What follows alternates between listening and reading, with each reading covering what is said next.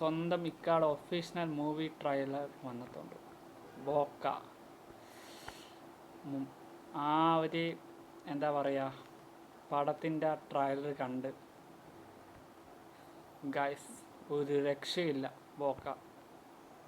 പക്ഷേ അതിനു മുമ്പ് ഞാൻ എല്ലാവർക്കും എൻ്റെ ഹൃദയം നിറഞ്ഞ ഇൻഡിപെൻഡൻസ് ഡേ ആശംസകൾ. അപ്പം പടം ഒരു രക്ഷയില്ല. മമ്മൂക്ക വേറെ ലെവൽ.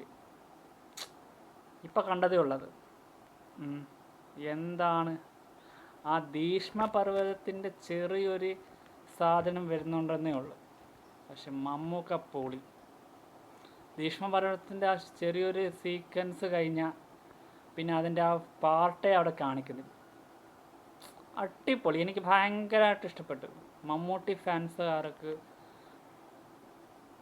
എന്തുകൊണ്ടും പ്രതീക്ഷിക്കാവുന്ന ഒരു പടമാണ്. അത്രയ്ക്കും ഔട്ട്സ്റ്റാൻഡിങ് പെർഫോമൻസ് ഇക്ക. വേറെ ലെവല് അമേസിങ് ഒക്കെ പറയത്തില്ല നമ്മൾ. എനിക്ക് ഭയങ്കര ഇഷ്ടപ്പെട്ടു. ഇത് തിയേറ്ററിൽ നിന്ന് ഒന്ന് പിടിച്ച് കുളുക്കും, അത് ഉറപ്പാണ്.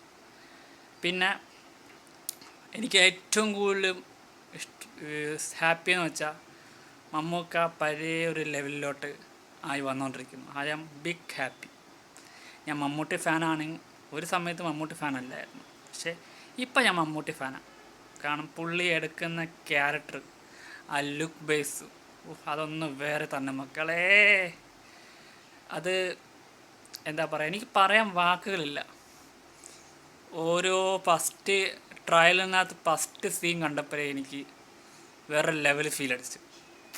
ഇപ്പം ഞാൻ നിങ്ങളെ കാര്യം പറയണ്ടല്ലോ, എല്ലാവർക്കും ഒരേപോലെ ഇഷ്ടപ്പെടും, ഒരേപോലെ എല്ലാവരും തിയേറ്ററിൽ പോയി തന്നെ ഇരുന്ന് കാണും.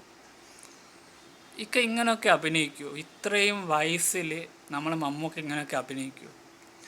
അങ്ങനെ ഒരു അടിപൊളി സംഭവം തന്നെ മമ്മൂക്ക. ഒരു രക്ഷയില്ല. എൻ്റെ പൊന്നു ഗായ്സ്, ഞാൻ മമ്മൂക്കയുടെ ട്രെയിലർ കണ്ടതിൽ വെച്ച് എനിക്ക് ഏറ്റവും കൂടുതൽ ഇഷ്ടപ്പെട്ട ട്രെയിലറാണ് ബോക്ക, നമ്മളെ സ്വന്തം ഇക്കാടെ മൂവി.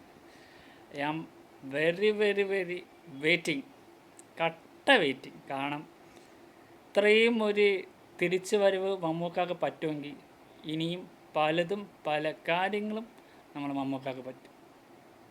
അടിപൊളി. ഇക്ക ഫാൻസൊക്കെ ഭയങ്കര ഹാപ്പി ആയിട്ടിരിക്കുന്നതെന്ന് എനിക്കറിയാം.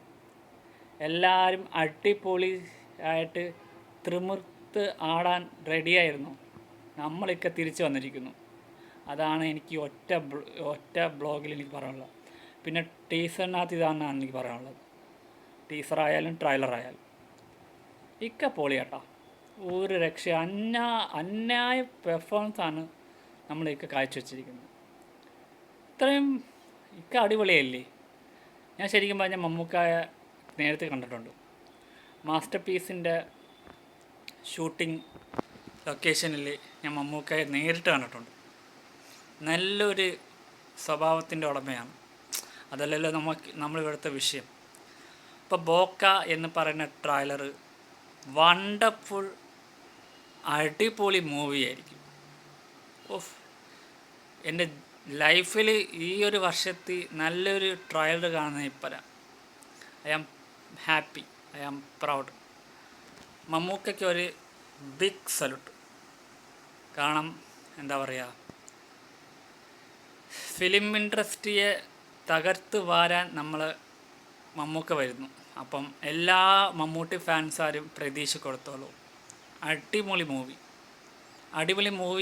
നല്ല അടിപൊളി മൂവി ആയിരിക്കും ബോക്ക.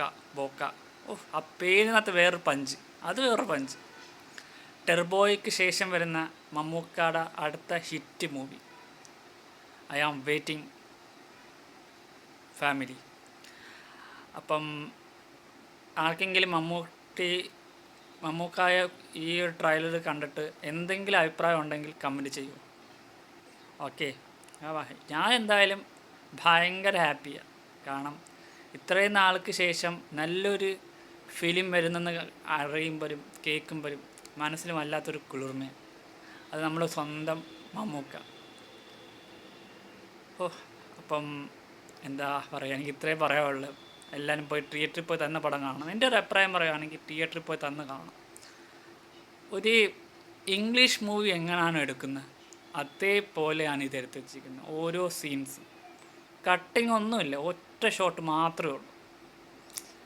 അപ്പം ഇത് ഓക്കെ പറയുന്ന ഒരു ലെവൽ, തന്നെത്താനെ കഥ കണ്ട് ഇഷ്ടപ്പെട്ടു, എടുത്തു, ചെയ്തു.